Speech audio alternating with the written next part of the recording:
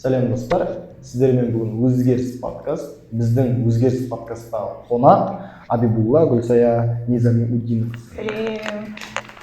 Керемет, саламатсыздар Гүлсая ханым.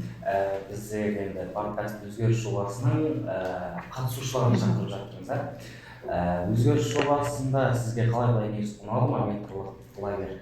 Рахмет шақырғандарыңызға. Әрине ұнады. Өзгеріс жобасы бірден-бір жастарға арналған, бірден-бір ерекше жобалардың бірі болды және маған өте қатты ұнады. Негізі былай өзіңіздің жеке өміріңізге профориентация бағыты бойынша білуімше. Профориентация бағыты жеке өміріңізге қалай әсер етті? Жалпы бізде кәсіби бағдар, қазақша баламасы, кәсіби бағдар бағыты бойынша мен өзімнің өмірімде әсер еткен тұсы, ол көп жағдайда біздер әр кезең сайын мектеп бағдарлығын бітіреміз, одан кейін университеттен кейін ары қарай оқу орнын бітіргенде адамда кейде болады өзінің мамандығын қаншалықты жақсы көретіні және ол сала бойынша қалай ары қарай дағдысын арттырып, жаңа заманға сай етіп үлестіру, яғни қоғамға пайдасын келтіру жағынан өзіндік әсері болды. Бұл кәсіби бағдардың тек қана біздің замандастарымызға ғана емес, мектеп жасына дейінгі, мектеп жасындағы және сондай студенттер мен ересек адамдарға өте тиімді саланың бірі болып табылады. Профориентация негізінде не жайында үйретеді?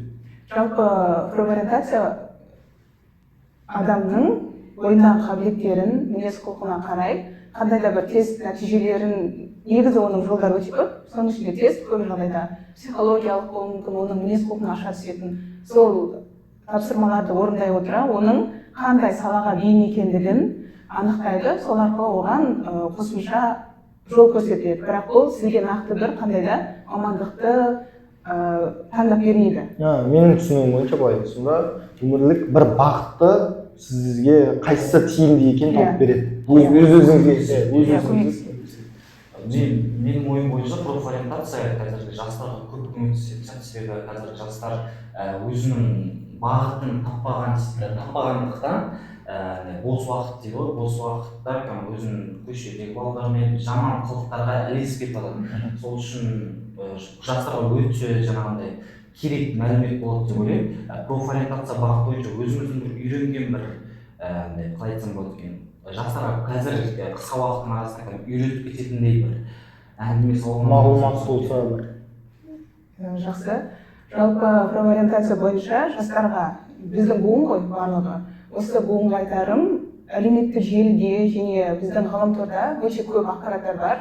Яғни қосымша тегін сіздер тапсыра аласыздар, қандай да бір тест, яғни ол тест бойынша сіз мінез құлқыңызды анықтайсыз, соған сай мамандыққа ауыса аласыз. Сізде жалпы біздің кеңес одағы кезінде біздің кәсіби бағдар беруші мамандар болған жоқ. Оның орнына біздің ата-анамыз, ата-әжеміз және өзімізден үлкен жоғары оқу орындарына түскен аға-әпкелеріміз болды және солар бойынша біз өзіміздің ішкі потенциалымызды, яғни қабілеттерімізді тұншықтырып, өзіміздің жақсы көретін салаға мүмкін бет бұрмаған болуымыз әбден мүмкін да. Сондықтан осы өзгеріске, яғни мамандық сала жаңарту бойынша ешқашан кеш емес.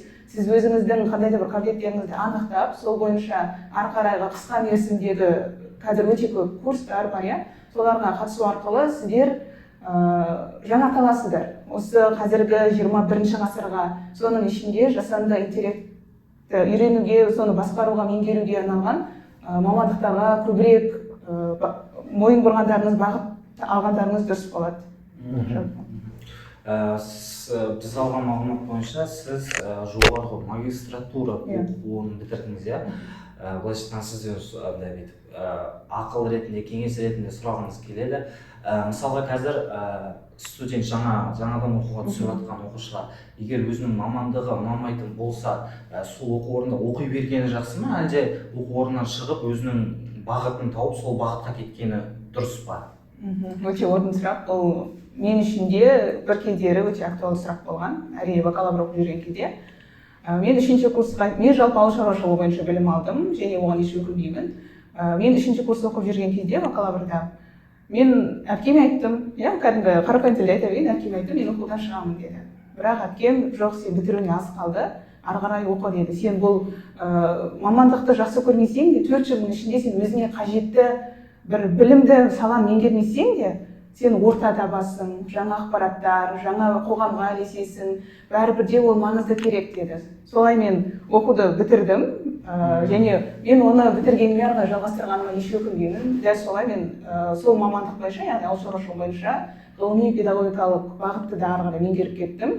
Және айта кетейін, бұл сала бойынша қазір қандай да бір ресми жұмыс жасамаймын. Десе де болашақта бұл саланың әсіресе мүмкіндігі өте зор, және мен болашақта әрине қоғамға өзімнің үлесімді қосатыныма сенемін. Және айта кетейін, жастарға айтарым, жаңа айтып қалдыңыз, егер ұнамаса мамандығы, ол оқудан шығып кетіп, басқа мамандықпен немесе қосымша жұмыстар жасау керек пе деді. Жалпы бұл жерде адамның ішкі сезімі, әсіресе жүрек барлығын айтып береді. Сол бойынша бағыт алған дұрыс. Десе де оқуды мүлдем тастамаған дұрыс. Мүмкін болса басқа мамандыққа ауысуға, сол оқып жүрген жерден. Ал жалпы өмірде бізде мен оқып жүрген тұста, яғни 2017 жылдары әр 5 жыл сайын мамандық ауысып отырады деген ақпараттарды оқитынмын. Қазіргі таңда әр тәулік сайын тіпті жаңа мамандықтар шығып жатыр, және ол қоғамға еніп жатыр. Сондықтан ешқашан кеш емес мамандықты ауыстыруға, оқуды бітіріп алыңыз. Ол тіпті менің магистратурада 65-ші жылғы группаласым болды. Сондықтан ешқашан оқуға ешқашан кеш емес, мүлдем оқудан шығып кету жайлы бір асығыс шешім, эмоцияны қабылдаудың қажеті жоқ. Жаңа ештен кеш жақсы деген секілді ғой. Жалпы мына өзгеріс менторлық бағдарламасына сіз қалай келдіңіз? Сол қызық бізге. Қалай естідіңіз жаңа? Жалпы менде Альянс жайлы мен Астана қаласында оқып жүрген кезде білетінмін. Үнемі осы алматылық студенттерге қызығатынмын да. Бірақ мүмкіндік болған жоқ. Ол уақытта өзім бірінші курста белсенді студент болдым, және орта ұнамағандықтан ары қарай шығып кеткен болатынмын, яғни өз бағытым бойынша білім алып. Қазіргі таңда сіздердің өзгеріс жобаларыңызды, өзгеріс жобасын мен қалай білдім? Өзімнің туған әпкем өзінің құрбысының әлеуметтік желіде, яғни Инстаграмдағы сторисынан қараған, соны маған жібереді. Және бұл өзгеріске тіркеуді, өтініш берудің мерзімі ұзартылған уақыт болатын. Мен жақсы деп бір күн кешке жібереді, ол кезде менде жауап беретіндей энергия болған жоқ, яғни қосымша ақпараттар беру керек екен. Сол 24 сағаттың ішінде өшіп кетпей тұрғанда мен форманы толтырып үлгердім. Солай өзімде өте қатты сенімділік болды, мен осы жобадан өтемін деген. Дәл солай үміттеніп жүрген кезде бірнеше күн өтеді. Менде негізі таңдауда болды. Өзімнің ауылға кетіп қалу бір жағдайға байланысты немесе осы өзгеріске қатысу деген секілді. Бір қысқаша айтқанда бір демалу. Солай болды да, сосын маған бірнеше күн өтеді, мен бүкіл жоспарымды артқа шегеріп тастадым ғой. Жаңағы жол жүру деген секілді осының нақты жауабын күтіп қалдым. Сол кезде бір күні маған WhatsApp-қа аудио хабарлама келеді. Көп жағдайда аудио хабарлама тыңдай бермеймін. Сол күні мен аудио хабарлама ашып тыңдап, өткенімді білдім және қуанышты болдым. Дереу заттарымды жинап келдім ғой өзгеріске. Жаңа өзгерісмен сол лагерьде былайша айтқанда сіздермен жақынырақ танысып, біз ұйымдастырушы болдық, барынша сіздерді араларыңызда бауыр басып, ынтымақ дейді жаңағы. Бірге бір жұмыла, бір отбасындай қылып жүруге тырыстық. Біздің қолымыздан келді ме? Әрине келді. Келді, өйткені бізде осы кәсіби бағдар бойынша, яғни біз әртүрлі 5 топ болдық қой, сол кәсіби бағдарлық қатысушылармен әлі күнге дейін араласамын. Алматыдағы бар, бізге аудан, облыс, қалалардан. Және осы уақытқа дейін өте көп достар таптым жан-жақтан, Қазақстан түкпір-түкпірінен. Соның ішінен тіпті айта кететін жағдай бар, мысалы, Ұлытаудан келген Бексұлтан болды, сол кісіні мысалы Ұлытау деп мен өзім қосымша атап кеттім да. Сол сияқты ғой, жаңа өзіңнің қызығушылықтарың және өмір сүру көзқарасы ұқсас адамдарды сен бәрібір өзіңе тартасың. Сол бойынша сен ары қарай болашақта жобалар жасауға деген секілді өте жақсы көмектесті. Мен әлі күнге араласам, тіпті өзімнің үйіме де қонаққа шақырып, солай еткен уақыттар болды осы бір айдың ішінде. Ұлытау өңіріндегі Бексұлтан көріп отырсаң сәлем. Олай болса, келесі бір сұрақты айтайын. Профориентация бағыты бойынша оқыдыңыз. Қазір егер белгілі бір оқушы болмаса, белгілі бір адам бір кісі сізге келіп, мен өзім бағытын таппай жүрмін десе, сіз көмектесе аласыз ба? Қалай көмектесесіз? Жалпы көмектесе аламын. өйткені өзімнің бұл салаға осы өзгеріске келмей тұрып та бұл сала жайында менде ақпараттар болды және өзімнің мамандығымды маған келеді ме деген секілді түрлі тапсырмалар орындап солай анықтайтынмын. Сол арқылы мен адамдарға көмектесе аламын тест жүзінде, яғни мен адамдарға көмектесе аламын тест жүзінде және қосымша ақпараттар арқылы. Себебі бізге спикер болған Абдурашид ағай өте жақсы ақпараттар берді. Сол арқылы біз тіпті өзіміздің ашылмаған қырларымызды сол сәтте, яғни тест тапсыру арқылы біз анықтай алдық және оны өзгеге көрсету арқылы жол сілтей аламын.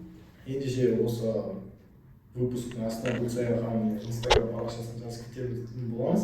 Егер өздеріңіздің бағыттарыңызды таба алмай жүрсеңіздер, кішкене жетіспей жүрген болатын болса, хабарласып көмек сұрасаңыздар болады. Инстаграмды өте керемет жүргізеді. Біздің байқауымыз бойынша, жаңағыдай Алматының түкпір әдемі жерлерін білетін болады. Біледі, байқаймыз, қараймыз. Жаңағыдай жастарға бір андай тақырыптан қаттап айтылмаймыз, бірақ сонда да Инстаграм, мобилография дейді ғой, мобилография, SMM, сондай мамандық ретінде алып жүрген дұрыс па, әлде қосымша табыс ретінде алған дұрыс па? Студенттерге былай. Жалпы қазір нақты бір қағаз жүзінде мамандықтар бізге аса қатты маңызды емес сияқты болып көрінеді, бірақ олай емес. Біз ол заттарды, яғни қосымша SMM, яғни маркетолог, жарнама, әлеуметтік желілер арқылы жасалынатын жұмыстарды көп жағдайда студенттер алып жүреді қосымша. Сол студенттік шақтан бастасаңыздар, сіздер бітірген кезде, яғни өз салаларыңыз сізге ұнамаса, онда жеке мамандық ретінде жасай берулеріңізге болады. Өте көп таныстарым бар, сол бойынша жұмыс жасайтын. Оның ешқандай артықтығы жоқ, қосымша меңгере беріңіздер. Осы жерде бір нәрсе айтып кетсем, жалпы бізде спикерлер болды ғой, сонда қосымша спикерлер болды, түстен кейінгі уақытта лагерьде. Мақпал Жұмабай деген кісі болды. Ол кісі айтты, маған ең ұнаған бір фразасы бар. Бір адам болма, көп адам бол дейді. Бұны біз адамның мінез құлқына қарай, яғни айта алмаймыз, яғни 200-ді бол, анаға былай сөйле деген емес. Нақты бір мамандық таңдау бойынша ол кісі айтты. Өзінің сол мамандық бойынша айтты. Бір бағытта емес, көп бағытта. Көп бағытта. Және бұны мен толыққанды ашып айтатын болсам, бір адам, яғни сіздің бір меңгерген салаңыз мамандық бойынша, диплом бойынша, одан бөлек сіздің басқа да қырларыңыз болу керек. Мен сол уақытта ойланып отырдым да, мен бір адамым ба, әлде көп адамым ба деген секілді. Ойланып отырып, мен өзімнің көп адам екендігімді анықтай алдым да. Сол сияқты ғой. Ішіңіздегі барша қабілеттерді жеке-жеке адам ретінде бүйтіп қалыптастырасыз. Өзіңіздің қызығушылықтарыңызды сіз табыс таба алатындай қызығушылықтар болады әр адамда. Соны аша алуыңыз керек. Және сол бойынша қандай да бір курстар оқып, оны жетілдіріп отыруыңыз керек. Егер сіздің жаңағы бастапқы оқып жүрген мамандығыңыз бойынша қандай да бір мүмкін жұмыстарыңыз қысқартылып шығып кетерсе, сол уақытта сізге табыс көзі керек болады. Сонда сіздің қосымша меңгерген мамандықтарыңыз, салаларыңыз жақсы көмектеседі табыс табуға. Ойланып отырмын да, өйстіп екеуміз жүргізуші болып отқан кезде барлық бағыт жақсы меңгеріп алып, мықты спикер болып шыққан сияқтымыз. Әдемі идея. Өзгеріс менталық жобасы кәдімгідей өте керемет дәрежеде өтті деп ойлаймын. Өйткені келген қонақтардың барлығы кәдімгідей анық-қанық не істеу керек, қалай істеу керек, соның барлығын көрсетіп, кәдімгідей өзінің керемет мәліметтерін беріп жатыр. Мен мысалға архитектор болғым келеді, бірақ менің қолымнан сызу не болмаса бірдеңені толыққанды тұрғызу қолымнан келмей жатыр. Былайша айтқанда менің ол қабілетім жоқ оған. Бірақ мен архитектор болғым келеді түптің түрі. Қолымнан келмейді. Мен сонда архитекторға до конца барайын ба, архитектураның айналасындағы мамандықтармен айналысайын. Жалпы түсінікті. Бұл жерде сіз сызуды ол жақта қолмен де сызады ғой, және компьютермен де сызады, көп жағдайда. Сіз қолмен сыза алмауыңыз мүмкін, бірақ компьютерді жақсы сызатын шығарсыз. Мүмкін ол қосымша дағдыларды сіз меңгеру арқылы сіз ол саланы толық алып кете аласыз. Егер оны сіз шынымен де қалап тұрсаңыз. Кейбір жағдай болады, ол мамандықтың сіз ойлайсыз болашағы болмауы мүмкін да. Және ол болашағы болмаған мамандықты біз болашағын келтіре беруге ұмтылмауымыз керек. Егер ол шын мәнісінде сізге қажет болса, оны дәл сол болашағы, яғни Қазақстанда көп мамандықтар заманауи технологиямен оқытпайды, сондықтан сіздер соны заманауи технологиямен оқып, ары қарай алып кетесіздер жұмыстарыңызды. Ал өзге жағдайда мүмкін емес.